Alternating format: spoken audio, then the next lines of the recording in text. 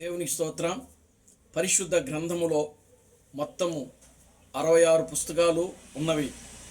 ఈ 66 పుస్తకాల్లో యెషయా గ్రంథము ఒకటి.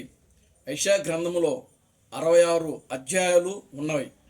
పరిశుద్ధ గ్రంథములో ఈ 66 పుస్తకాల్లో యేసుక్రీస్తు మొదటి రాకడ గురించి రాయబడి ఉంది.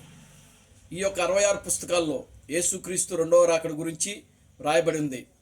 అదే యెషయా గ్రంథంలో కూడా ఈ యొక్క 66 అధ్యాయాల్లో యేసుక్రీస్తు మొదటి రాకడ గురించి, యేసుక్రీస్తు రెండవ రాకడ గురించి వ్రాయబడి ఉన్నది.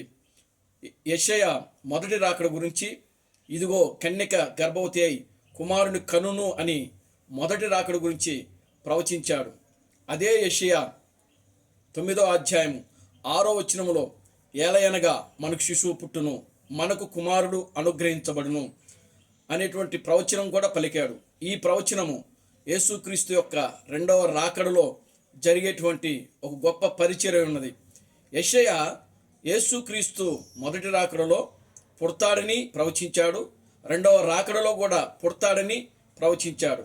ఈ ప్రవచనాలను నేటి క్రైస్తవ ప్రపంచము పట్టించుకోకుండా విడిచిపెడతా ఉన్నది.